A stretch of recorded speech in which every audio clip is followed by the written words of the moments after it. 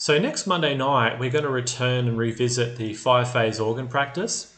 So I thought I'd reintroduce that practice by doing a hopefully short video on the topic, explaining the practice and the theory, and then talking a bit about the signs that you're ready for this practice, and understand the thinking and how it works. So I might just start with the chart that I've got up here on the screen, or the diagram, and why this particular chart in particular that I've used shows what we want to do. So if you go and Google the 5 elements yourself, you might find all kinds of Chinese charts that have all 5 elements, but might be in different arrangements, might have different colors, etc. But this particular chart is actually faithful for Nidan and internal alchemy, and I'll explain why in a second. But the first part of this process, or the first thing to look at, is the direction of change. So the 5 phases that we have are the phase of water moving through the creation cycle into wood, then into fire, into earth, into metal, and back into water. So this follows the creation cycle here. And then in Nidan, in the Dragon Gate lineage, which is the lineage that we're following, the mapping of that over is we actually do water twice. So we actually start with the bladder. I know it's got a different order here, but that doesn't really matter. We start with the bladder first. So we can start off with our hands and awareness first. We can later just use our awareness and intention.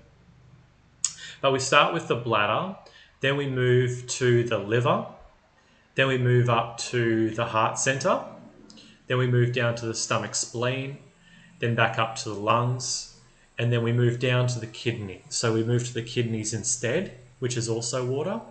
And then we do water again, coming back to the bladder, and then we move back to the liver and return to complete the whole cycle again. So in this practice, we end up doing water twice in the sequence, and I can explain that a little bit later on. But the reason why this chart is actually quite faithful and helpful in internal alchemy is it also represents the color scheme, if you like, that we would eventually reveal itself to us during meditation. So in other charts, you might see water as blue, metal as maybe a more grey colour or something else, and earth could be anything. It could be anything from brown and or green even, really. So the reason for this is in alchemy, when we're actually working with it, the original texts in lots of different places describe when the practice is working right, there'll be a manifestation of these different colours in your practice, which will reveal themselves generally behind the eyes. You'll see a manifestation of light in the particular colour.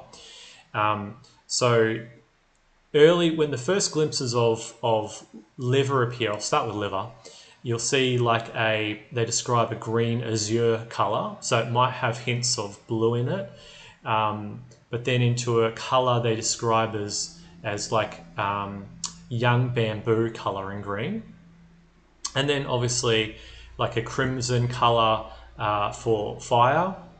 And then earth they'll describe as like more of like a golden yellow colour in practice. And then metal reveals itself generally as a white colour. So sometimes there might be hints of grey and some kind of thing like that, but generally they describe the metal as sort of a grey-white colour revealing itself.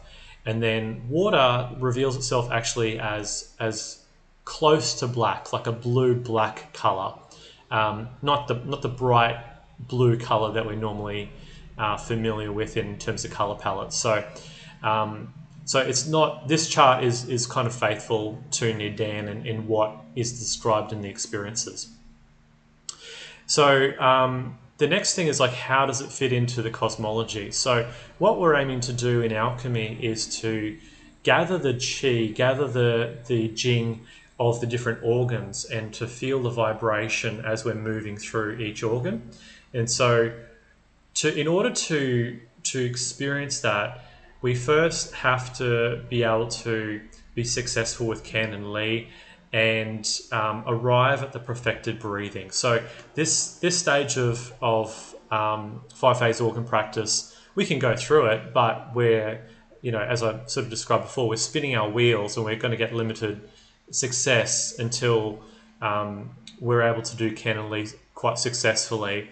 And we're able to arrive at what they call the perfected breath. So that stage of practice we should be entering into on a regular basis. This is where we've been able to regulate the breathing, we've been able to still the body, emptying out the thoughts, and we're quite comfortable sitting for an extended period of time in setting meditation without any pain or discomfort. So once we've entered into that state, the breath will become fine, even, and subtle, fine, even, long. And the mind, the breath, and qi at that stage become one. So they all merge into one thing instead of being a separate thing. And so that's how we actually know we're in meditation. So the body becomes kind of stops expressing a lot of pain. It becomes like we've become quite comfortable in meditation, and we're no longer really focused on the body at that stage. And we shouldn't be experiencing too many thoughts occurring at that stage. So then we're turning our awareness inside, and we can start to observe the organs. And what we're looking for as we're moving through this pathway is we're looking to observe the organ and feel the resonance of that movement of energy, and experience what that feels like and gather it. And then we use our intuition to move on to the next organ. So that's generally what it is. It's quite a simple practice, but it's probably the nuance of recognizing if we've worked on it. And so we'll go through the practice in a very conceptual way, but it's really up to each of us to experience each organ and to become familiar with it, and to use our intuition to move on to the next organ when we're ready to do that, and following the sequence. So hopefully that's a good overview for now. And then when we come into practice next Monday, bring any questions that you have as well with you. So that's it. See you Monday.